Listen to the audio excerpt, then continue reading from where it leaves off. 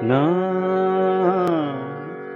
মনও লাগে না এ জীবনে কিছু যেন ভালো লাগে না না।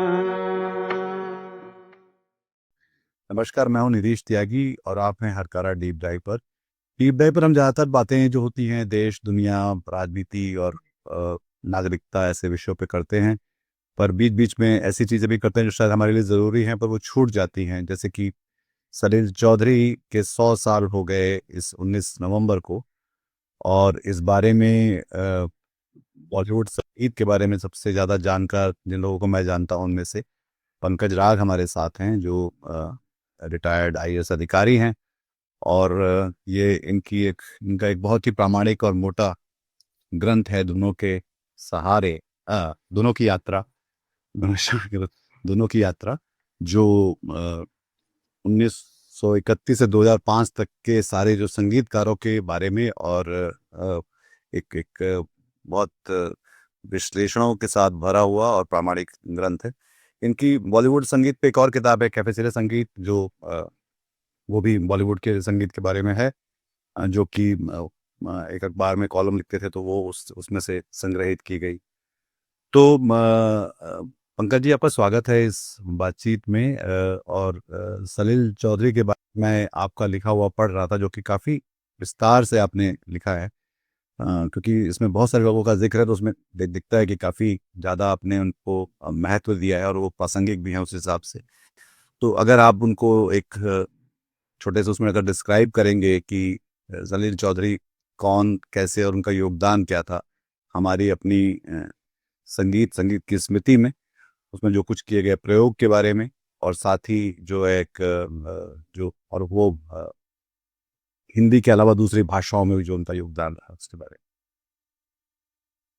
देखिए, सलील चौधरी एक तरह से फिल्म संगीत के अकेले बुद्धिजीवी संगीतकार थे, और बांग्ला के तो वे कवि और गीतकार भी थे, और मात्र फिल्मों तक सीमित नहीं बल्कि असंख्य बांग्ला गैर फिल्मी रचनाएं जो सर्वहारा वर्ग को जन संघर्ष के लिए उत्प्रेरित करती थी, ऐसे भी बहुत सारे गीत इन्होंने लिखे, कंपोज किए। एक तरह से आप कह सकते हैं कि इन्होंने संगीत को एक नई परिभाषा दी। 1950s का इनका एक आर्टिकल है जो इन्होंने लिखा था, the crisis of modern Bengali music, जिसमें उन्होंने कहा था कि बंगाली संगीत जो है वो बहुत संकीर्ण हो चुका है, बहुत स्थानीय हो चुका है, और उसे क्षेत्रीय अभिव्यक्ति के दायरों से निकलकर अंतर्राष्ट्रीय लोक प्रभावों को अपनाने की आवश्यकता है। सलील मानते थे कि जो पूरा संगीत है वो एक तरह से इंटरनेशनल संगीत है।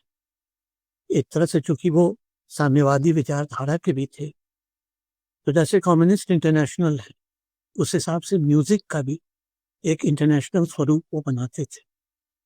उनका मानना था कि वोल्गा के जो वुडमेन है उनका जो संगीत है और बंगाल के भटियाली का जो संगीत है, दोनों के कई नोट्स बहुत कॉमन मिलते हैं।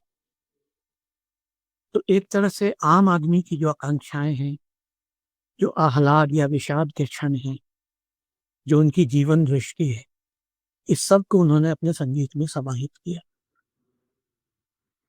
बचपन उनका असम के चाय बागानों में बीता, क्योंकि उनके पिता वहीं नौकरी करते थे, और पिता के पास वेस्टर्न क्लासिकल म्यूजिक का भी बहुत बड़ा संग्रह था। तो वेस्टर्न क्लासिकल म्यूजिक की जानकारी, साथ में चाय बागानों के मजदूरों के लिए लोकगीत थे, इन सब का सलील पे काफी प्रभाव पड़ा। और बाद में जब कलकत्ता के बंगवासी कॉलेज में पढ़ने आए तो वहाँ राजनैतिक परिपक्वता हुई। वो द्वितीय विश्व युद्ध, बंगाल फैमिन वगैरह का जमाना था, और वहीं से उनकी मार्क्सवादी विचारधारा पनपी। वो इप्टा में शामिल हुए और जन जागरण के कई गीत उन्होंने कंपोज किए। तो एक तरह से बड़ा कालजयी महत्व है उनका इस तरह के संगीत को लेकर। आम आदमी, गरीब किसानों, मजदूरों की आवाज, उनके संघर्ष, उनके खून पसीने का रंग, उन्होंने अपने संगीत में भरा, और न सिर्फ भरा बल्कि उस संगीत को इतना खूबसूरत बनाया, इतना कलात्मक बनाया कि उसकी तुलना आप किसी भी कलात्मक संगीत से कर सकते हैं। उन्होंने दिखाया कि इस तरह का संगीत भी बहुत सुंदर और कलात्मक हो सकता है। कोई ज़रूरी नहीं है कि विशुद्ध रागों की अभिव्यंजना को हम देखें, या रविंद्र संगीत की जिसको हम प्राकृतिक रूमानी अभ्यर्थना कह सकते हैं, मात्र वही सौंदर्य नहीं है। आम आदमी के खून पसीने से निकला हुआ जो संगीत है, जो जन चेतना का संगीत है, जो जनवादी संगीत है, वह भी संगीत है। तो ढेर सारे मास सॉन्ग्स उन्होंने लिखे, और सिर्फ ब्रिटिश इंपीरियलिज्म के खिलाफ नहीं, बल्कि भारतीय समाज में जो आंतरिक विभेद था, जो आंतरिक शोषण था, उसके विरुद्ध भी उन्होंने आवाज उठाई। इस तरह के बहुत सारे उदाहरण, कुछ उदाहरण तो अगर हम एक बार याद करें तो हे संभालो धान हो, ये तिभागा आंदोलन का गीत है, जो बहुत मशहूर भी हुआ था। फिर ब्रिटिश लीगल सिस्टम पे जो कमेंट है वो है विचारपति तुम्हार विचार कोड बेजार। उसी तरह एक स्वतंत्रता शिक्षा घर के अधिकार को लेकर मानवो न बंधन। इसके अतिरिक्त इप्टा के परचम तले सुकांत भट्टाचार्य के बहुत सारे गीत, जैसे अबाक पृथ्वी, और इससे भी अलग जाकर पालकीर गान, खान काटेर गान, इस तरह के जो श्रम साध्य जो गीत होते हैं, उनको भी बहुत अच्छे से कंपोज किया उन्होंने। और इस सब में कोरस का बहुत प्रचुर प्रयोग किया। कई बार तो कोरस ही मुख्य आवाज होती थी। और सिम्फनी और हार्मनी का इतना लाजवाब प्रयोग किसी संगीतकार ने नहीं किया है। बाद में बॉम्बे यूथ क्वायर भी इन्होंने बनाया जब ये बॉम्बे आ गए थे, और उस यूथ क्वायर में मुकेश, मन्ना डे, लता सभी गाया करते थे। तो ये प्रगतिशील रूप हिंदी की प्रारंभिक फिल्मों में भी नजर आता है। जैसे उनकी अपनी ही कहानी पर बनी फिल्म थी जो बेघा जमीन, जिसके संगीतकार भी वो खुद थे, और उसका इप्टा का एक गीत था जिसको डेवलप करके इन्होंने बनाया, हरियाला सावन ढोल बजाता है। उसी तरह रेड आर्मी की मार्चिंग सॉन्ग पर बेस किया धरती कहे पुकार को। हिंदी में ऐसी फिल्मों की, ऐसे कथानकों की बहुत ज्यादा अधिक गुंजाइश तो नहीं थी, लेकिन 60 के दशक तक ऐसे गीत बीच बीच में सलील देते ही रहे। जैसे उसने कहा था का जाने वाले सिपाही से पूछो वो कहाँ जा रहा है, जवाहर का वो दुनिया बदल दे जिस दुनिया में बच्चों की मुस्कान नहीं, मीन दीदी का भुला दो जिंदगी के गम।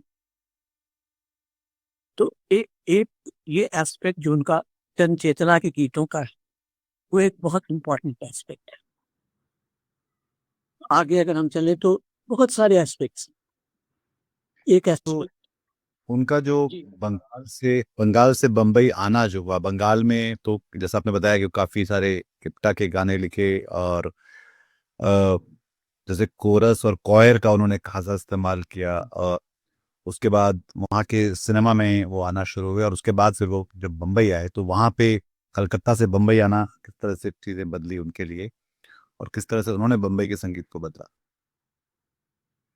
देखिए, एक तो बहुत बड़ी चीज जो उन्होंने की वो था कि जहां तक मुंबई की फिल्मों में उस तरह का कथानक था, वहां उस हिसाब से जनचेतना के गीतों का कंपोजिशन, उत्प्रेरक गीतों का कंपोजिशन, संघर्ष के गीतों का कंपोजिशन। दूसरा, इसके लिए क्योंकि वो मानते भी थे कि संगीत तो इंटरनेशनल है, तो इसके लिए बॉम्बे फिल्म वर्ल्ड में लोक संगीत, और सिर्फ बंगाल का नहीं, हर इलाके का लोक संगीत, विदेश का भी लोक संगीत, वो सब कुछ वो लेके आए, और इसने उनको बहुत अच्छी तरह डिफाइन किया, अन्य संगीतकारों से अलग डिफाइन किया। अगर आप 2 बीघा जमीन को ही लें तो पूर्वी लोक संगीत है अजब तेरी दुनिया, ओ मोरे रामा। ये कलकत्ता के मजदूरों का सॉन्ग है जो 2 बीघा जमीन में ये लेके आए। उसी तरह विराज बहू फिल्म जो है विमल राय की, उसमें पूरा बंगाल का ग्रामीण संगीत है। मेरा मन भूला भूला हेमंत कुमार से बैरागी शैली में गवा है, मांझी रे निर्मलेंदु चौधरी से गवा है। इसी तरह काबुली वाला का गंगा आए कहाँ से भटियाली था। नौकरी फिल्म में छोटा सा घर होगा, जो किशोर कुमार का बहुत मशहूर गीत है, वो दरअसल नेपाली लोक धुन पर। अमानत फिल्म में और जब से मिली तो से अखियां एसमीज फोक है। वहीं आवाज नाम की फिल्म थी 1956 की, जिसका एक गीत था धितंग धितंग बोले, जो लावनी से शुरू होता था और गोवा के फोक म्यूजिक तक जाता था। वहीं चार दीवारी का कैसे मनाऊं पिएवा या जागते रहो का ठंडी ठंडी सावन की फुहार, ये सभी पूर्वी बिरहा। पंजाबी फोक था जागते रहो में, जो भांगड़ा था उनका तकी मैं झूठ बोलियां, वो शायद हिंदी फिल्म संगीत का अभी तक का सर्वश्रेष्ठ भाग। हालांकि भांगड़ा बहुत लोगों ने यूज किया है, लेकिन इतना खूबसूरत और इतना ऑथेंटिक भाव भांगड़ा बहुत कम देखने को मिलता है। इसी तरह एक फिल्म थी सपन सुहानी, जिसमें एक बड़ा लाजवाब सा गीत था, घूंघट हटा न देना ओ गोरिया चंदा शर्म से डूबेगा। और इसमें ऐसा था कि रिदम के साथ साथ बैकग्राउंड में बांसुरी की एक काउंटर मेलोडी साथ साथ चलती थी, जो बहुत स्पेशल इफेक्ट था। ये अनिल विश्वास में भी था और सलील में भी था। इसके अलावा अगर आप आगे चले, उसमें हमने लिखा था कि वो ऐ मेरे प्यारे वतन जो मैं आ रहा हूँ इसमें, जी मैं आ रहा हूँ कि लोक संगीत पे अगर आप आगे चले तो दूसरे देशों के लोक संगीत से भी बहुत कहनाई। जैसा आपने कहा काबुली वाला है मेरे प्यारे वतन, ये अफगानिस्तान के फोक संगीत की छाया लेकर आई। वहीं पे मधुमती का पूरा संगीत नॉर्थ ईस्ट और कुमाऊं के फोक संगीत से बना हुआ है। चाहे वो घड़ी घड़ी मेरा दिल धड़के हो, जुल्मी संग आंख लगी हो, बिछुआ हो, और बेस्ट म्यूजिक डायरेक्टर का फिल्म फेयर अवार्ड भी उन्हें मिला मधुमती पर पास। और एक और खासियत थी कि पक्षियों और नदियों के स्वर को लेकर इन्होंने सुहाना सफर और ये मौसम हंसी बनाई। और पहले उसे तलत से गवाना चाहते थे, लेकिन तलत को विदेश जाना था, तो उन्होंने सिफारिश की कि आप मुकेश का गवाइए। और वहीं से सलील और मुकेश का रिश्ता शुरू हुआ, जो बहुत आगे तक चलता। सलील इनफैक्ट यहाँ तक कहते थे कि मुकेश की आवाज का जो टिम्बर है, जो डिक्शन, वो किसी और गायक में नहीं। तो और ये आगे तक मुकेश से काफी गवाते रहे। और जहाँ मधुमती पे हम फिर आए तो आजा रे परदेसी के उनका सबसे पॉपुलर और प्रशंसित गीत बना। उसमें भी इन्होंने कॉर्ड का इस्तेमाल किया और मनोहारी सिंह की बांसुरी का इस्तेमाल किया। और लता मंगेशकर ने रिकॉर्डिंग के समय कहा कि इस गाने को हम पंचम से शुरू करते हैं, शुरुआती ही पंचम से करते हैं। और यह गाना बहुत मशहूर हुआ, आज तक बहुत तारीफ होती है इस गाने की। और लता के साथ बहुत अच्छे उनके रिश्ते हमेशा रहे। और बम्बई के रिदम हाउस से वेस्टर्न क्लासिकल म्यूजिक के रिकॉर्ड खरीद के वो लता को प्रेजेंट करते थे और संगीत की कई बानगियों की चर्चा भी करते थे। तो ये दूसरे देशों के लोकगीत, उसमें एक एग्जाम्पल जो मैं भूल रहा था, वो है दिल तड़प तड़प के कह रहा है आकी क्या, जो कि बेसिकली हंगेरियन चेकोस्लोवाकिया का फोक सॉन्ग। तो ये तो बहुत बड़ी चीज उनकी ये थी। दूसरी चीज जो उन्हें अन्य संगीतकारों से अलग करती थी और जो बिल्कुल सलीफ स्टाइल उनका था, वो था कि वेस्टर्न सिम्फनी, हारमोनी और कोरल सिंगिंग को पहली बार व्यापक रूप से बहुत ही रचनात्मक और प्रयोगात्मक ढंग से प्रयोग करना। जैसे बंगला में गाना था सुरेर झरना, वो पहला एग्जाम्पल है हार्मोनिक सिंगिंग का, जिसमें कई समूह वाद्यों का रिदम चलता है और सिंगिंग भी उसी हिसाब से कई नोट्स के साथ चलती है। तो पाश्चात्य शास्त्रीय संगीत से भी उन्होंने काफी कुछ लिया, लेकिन नकल कम की, प्रेरणा अधिक था। नकल ये जरूर थी एक 40th सिम्फनी जो मोज़ार्ट की है, इतना न मुझको तू प्यार बढ़ा, ये काफी हद तक बेस्ड है मोज़ार्ट की सिम्फनी पे। लेकिन वही शोपेन के नॉकटर्नों को अगर आप लें, तो नॉकटर्नों को अगर आप लेते हैं तो रातों के साए घने जो अन्नदाता का गीत है लता का, उसमें रात की जो रहस्यात्मकता है, उसके पीछे पाश्चात्य सिम्फनी के जो उतार चढ़ाव है वो इतनी खूबसूरत तरीके से समाहित हुए। उसी तरह एक गांव की कहानी का रात में क्या क्या ख्वाब दिखाए जो कलर महमूद का, उसके साथ साथ भी लगातार एक सिम्फनी बजती रहती है बैकग्राउंड।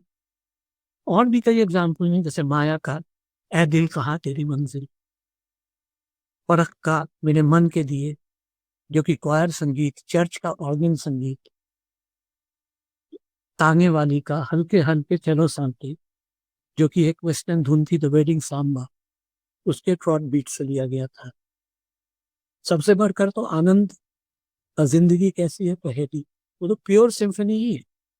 बिल्कुल। और ये भी बहुत रिमार्केबल है कि जागते रहो फिल्म का पूरा बैकग्राउंड म्यूजिक सिम्फनी में, टोटल बैकग्राउंड म्यूजिक सिम्फनी। तो ये भी एक बहुत इम्पोर्टेंट एस्पेक्ट था सलील का। इसके अलावा एक जो उनकी खासियत थी वो था कि एक तरह का तरंग उनके कई गीतों में, एक प्रवाह, एक तरंग बहुत ही अजीब तरह से लगता है, जो सिर्फ पाश्चात्य हारमोनी से नहीं या भारतीय रिद्म से नहीं, बल्कि कई बार दोनों के फ्यूजन से ये प्रवाहित तरंग आता है।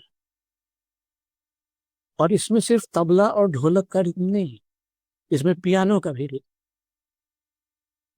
इसके कई एग्जाम्पल हैं, जैसे तांगे वाली फिल्म का रिम झिम झिम झिम बदलवा बरसे, एक गांव की कहानी का झूमे रे मेरा दिल भी झूमे, उसने कहा था का आह रिमझिम के ये प्यारे प्यारे गीत लिए। सपन सुहाने का एक गाना है, नाम मेरा निम्मो मुकाम लुधियाना। और इन सबसे बढ़ के चांद और सूरज का बाग में कली खिली, जो आशा भोसले से बोला है, और वो प्योर जैज में बाग में कली खिली। तो ये भी एक बहुत ही इम्पोर्टेंट एस्पेक्ट सलील का था। और हर विधा के गीत बनाते थे, मजाकिया हल्के फुल्के गीत भी। आप टिकट के गीतों को आप देखें, परिवार का वो देखें, कुएं में कूद कर मर जाना, या मुसाफिर फिल्म का मुन्ना बड़ा प्यारा। तो इस तरह के गाने भी बड़े मजे में बनाते थे। रूमानी गीत एक एक से एक बनाए हैं, प्रेम पत्र फिल्म के तो सभी गाने इतने खूबसूरत रूमानी गीत हैं। सावन की रातों में, ये मेरे अंधेरे उजाले न होते, जो कि पियानो पर यमनी बिलावल। उसी तरह अब और न कुछ भी याद रहा, ये भी यमन कल्याण है सितार के साथ। तो कई एस्पेक्ट्स हैं सलील के। शास्त्रीय संगीत में भी ज्यादा उन्होंने प्योर शास्त्रीय संगीत तो नहीं बनाए, लेकिन जो भी बनाया बहुत लाजवाब बनाए। जैसे राग हंस ध्वनि का परिवार के एक गाने में इस्तेमाल किया कि जा तो से नहीं बोलूं कन्हई, जो बहुत फेमस हुआ, बहुत अभी भी सुना जाता है। और जागते रहो का जागो मोहन प्यारे, जो कि भैरव बेस्ड था। छाया का छम छम नाचत आई बहार, जो कि बसंत बहार बेस्ड था। तो इस तरह के बहुत सारे गीत बनाते रहे। और शास्त्रीय गीतों में भी कई बार जो पाश्चात्य सिम्फनी या लोक संगीत आधारित कोरस जो है, उसका साथ साथ में बड़ा सम्मोहक प्रयोग किया। जैसे माया का जो भैरवी आधारित गीत है, जारे उड़ जारे पंछी, जी, बहुत उसकी सुंदर। पृष्ठभूमि और इनके नोट्स में कॉर्ड के क्रेसेंडो का बहुत जबरदस्त प्रयोग। तो ये संगीत की एक विशेषता रही है। तो इसके आगे अगर हम चलें तो एक दूसरा फेज भी आता है। इसके पहले मुझे वो या बात आपने मुझे बताया था उस गाने के बारे में जो कान्हा बोले ना, जो मैंने पहले, हाँ, पर वो मैंने पहले नहीं सुना। सुंदर और जी बड़ी बिल्कुल। जिस तरह से उन्होंने उसको वीव किया और ब्लेंड किया जो है, मैं उसी पे आ रहा था। अच्छी बात तो ये थी कि अ, उनके गाने लगता नहीं था कि कोई विदेशी या कहीं और से किसी और जगह, वो उसको अपना बना के पेश करना चाहते थे, जो कि बाकी कई सारे ऐसे साहित्य संगीतकार हैं जो शायद नहीं जानते ये कि आप कैसे तो अपना बना के और उसकी मतलब एक अपना ओरिजिनल ऑथेंटिक लेकर आए हैं उसमें उसके साथ। नहीं नहीं, वो तो हमेशा रहा। और जहाँ पाश्चात्य संगीत से लिया भी इंस्पिरेशन, उसको डेवलप इन्होंने बिल्कुल अपने अंदाज में किया। जी तो आप इसीलिए नकल का इल्जाम शायद ही लगा सकते हो, शायद मोज़ार्ट की 40th सिम्फनी को छोड़कर। जो कि उन्होंने कहा कि ये उन्होंने कहा भी, और उन्होंने, जिसने पूछा उसको उन्होंने जवाब भी दिया कि इवन शेक्सपियर कॉपीड। तो एक जो उनकी बहुत खास बात थी सलील की, वो थी उनकी ऑफ बीट शैली। वो पारंपरिक छंदों से हटकर धुन बनाते थे, और एक ही संगीत कृति के भीतर भी कई स्वतंत्र संगीत धाराएं बहती थी।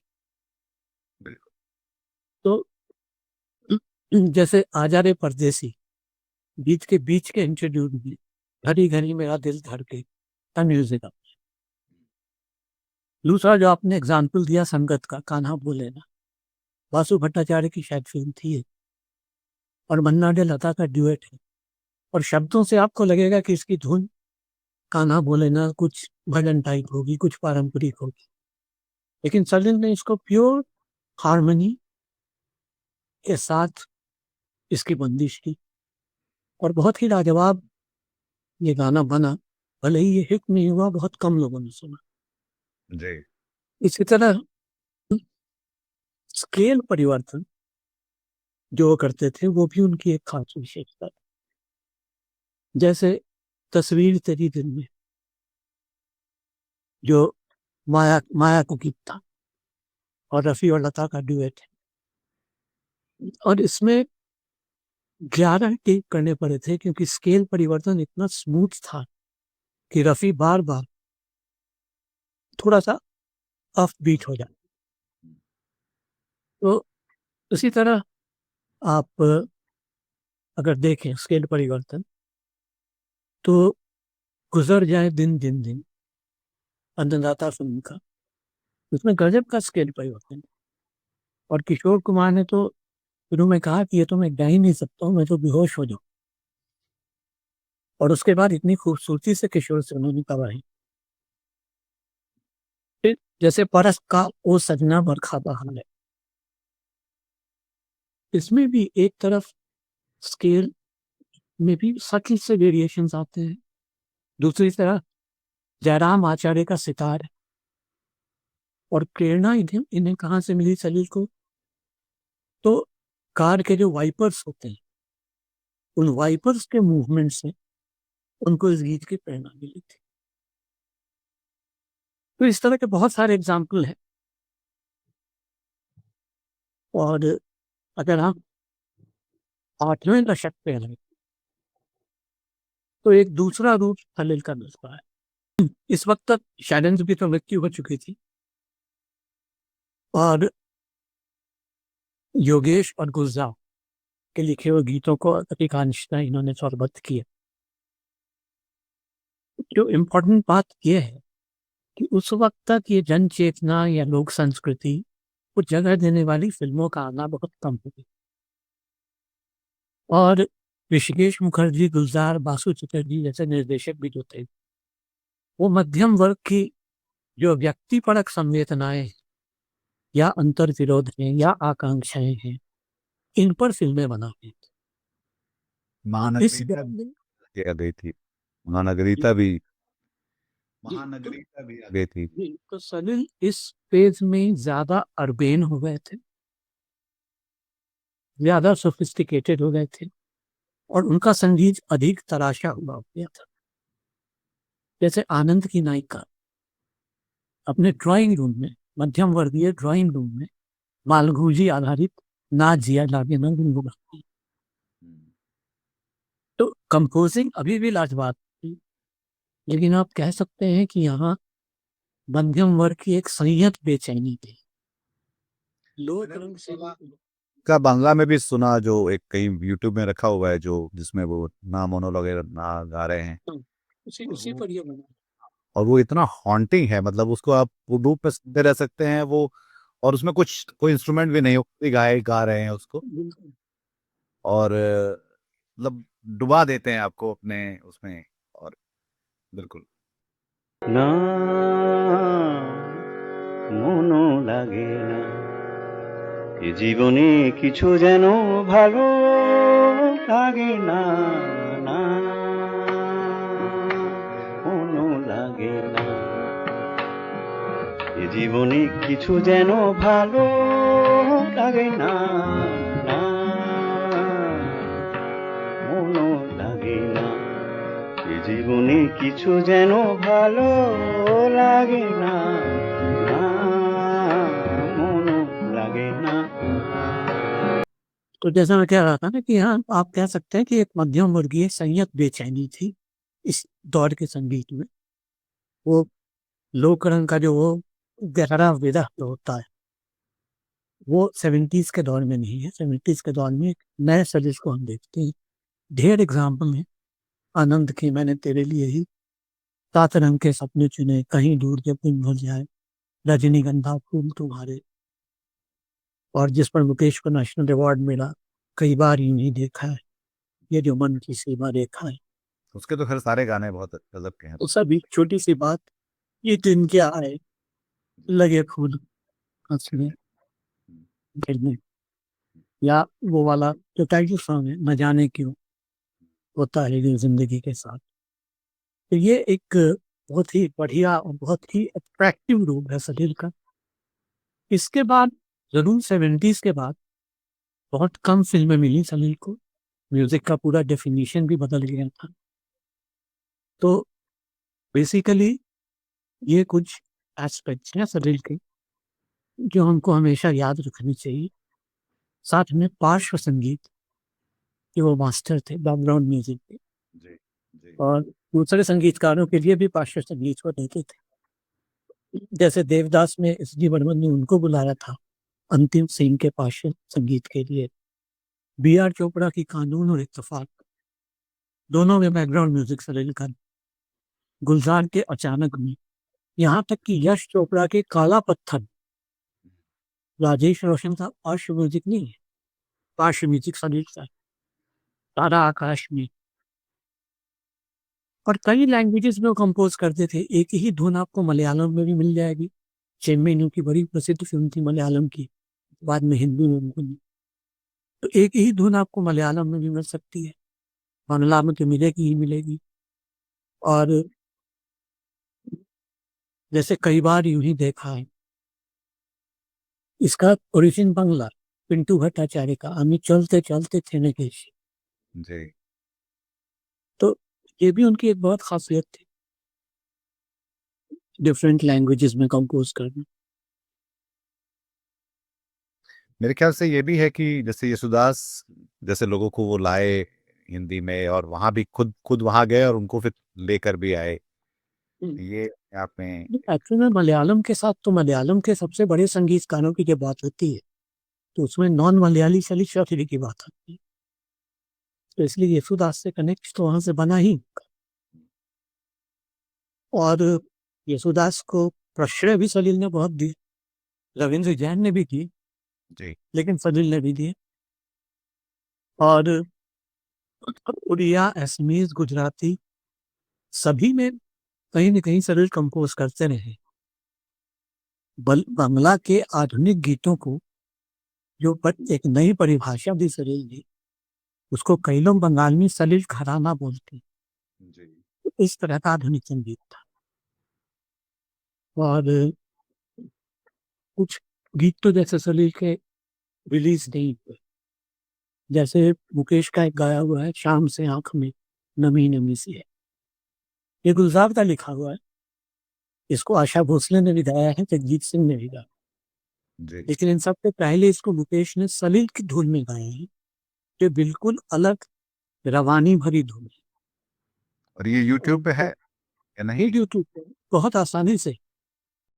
शाम से आँख में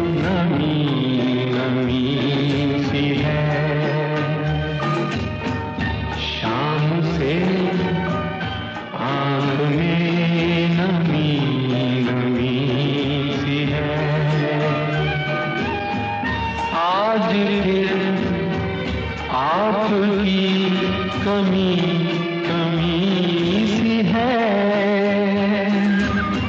शाम से आग में नमी नमी सी है। जी शाम से आंख में नमी नमी सी है, आज फिर आपकी कमी कमी सी है। जी ये एक फिल्म थी मिट्टी का देव, जो बन रही थी लेकिन बनते बनते नहीं बनी, लेकिन गाने रिकॉर्ड हो गए थे।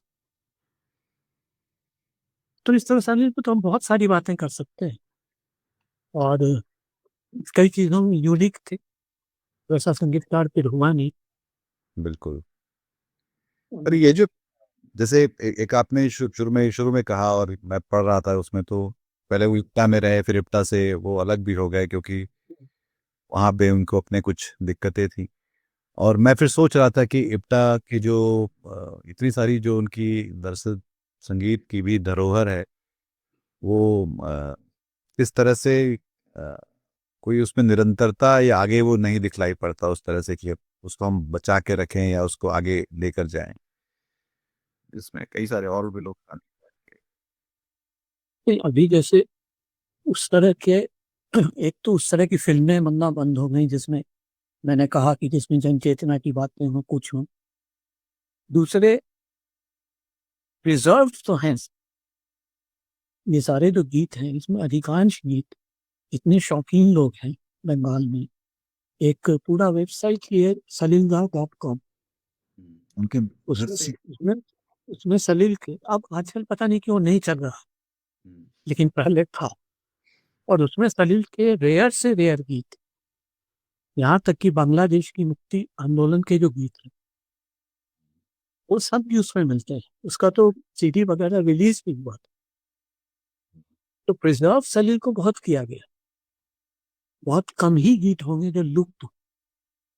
जैसे 1982 में एक बार तलत महमूद से इन्होंने एक अर्थप नाम की बंगला फिल्म के लिए गवाही, टुक टाप वृष्टि, मतलब कैसे बारिश आ रही है, और 1982 में तलत से गवाही, जब तलत गाना लगभग छोड़ चुके थे।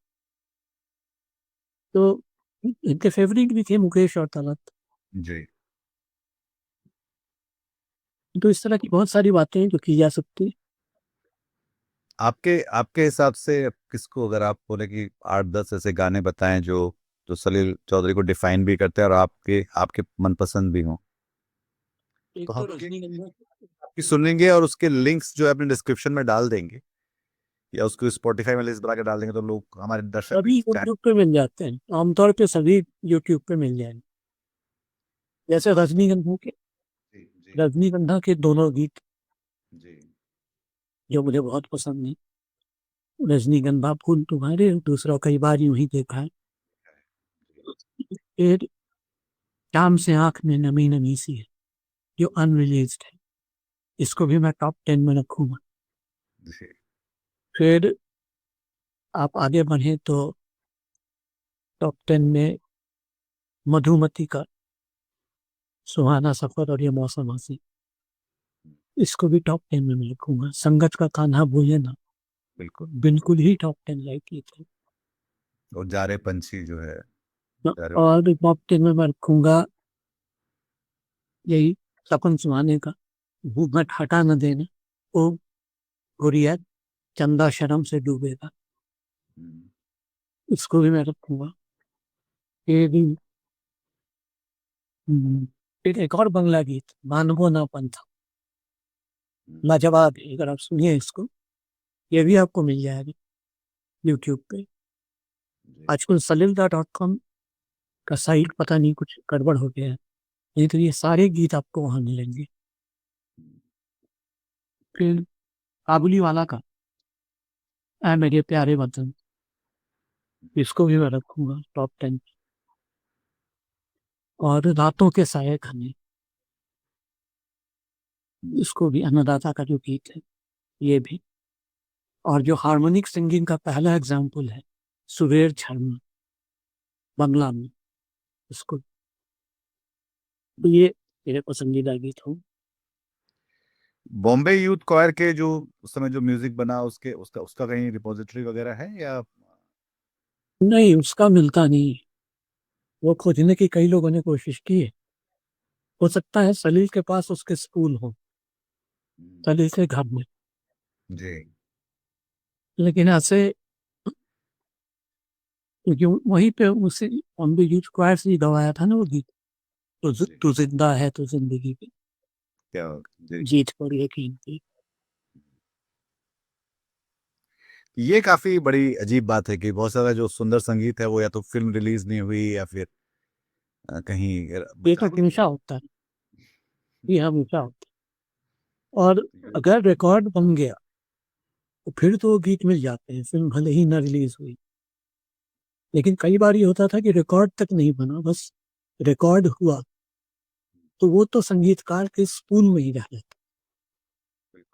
और संगीतकारों ने भी इसमें उदारता नहीं बख्शी कि उसको पब्लिक के बीच में हम वापस मिले। बहुत कम संगीतकार उसको लेते, उन्हीं के पास ये स्कूल में दबा हुआ भी कई संगीतकारों के घर में आपको मिलेंगे ऐसे भी। गजब है। तो ये बातचीत हम लोग यहाँ पर रोकते हैं। हम कोशिश करेंगे कि इसकी एक पूरी प्लेलिस्ट बना दें जो पंकज जी बता रहे हैं, जिन गानों के बारे में जो उनके पसंदीदा हैं। और कुछ गाने शायद आपके भी पसंदीदा होंगे, उनमें से कुछ आपने शायद नहीं सुने होंगे ठीक से, तो वो उनमें आपको सुनने को मिलेंगे। तो पंकज जी बहुत शुक्रिया। और हम लोग आगे भी इस तरह की बातचीत, जो कि मेरे ख्याल से जो संगीत, तो इसको मिलान कुंदेरा की लाइन है कि वो आत्मा का द्रव्य है, तो उसको हमेशा ना हो सके हमको उसके बारे में बात भी करनी चाहिए और उसके महत्व को। और 100 साल जब किसी के हो जाते हैं तो वैसे भी वो एक बड़ी चीज होती है। और उसमें से लंबी समय, और मेरे ख्याल से 74 एक फिल्मों में शायद उन्होंने काम किया और सैकड़ों गाने उन्होंने बनाए, और हमारी जिंदगियों में कहाँ कहाँ से रेडियो से होते हुए किस किस जगह पे पहुंचते रहे, सिनेमा हॉल्स के साथ। तो बहुत शुक्रिया आपका। अपना ख्याल रखिए, और दर्शक भी, आप भी इस चैनल को सब्सक्राइब करिए और अपने हम ख्याल लोगों के साथ, अगर आपको सही इलाका म्यूजिक अच्छा लगता है तो शायद इस बातचीत को आप भी साझा करना चाहें अपने दोस्तों के साथ। बहुत शुक्रिया, नमस्कार।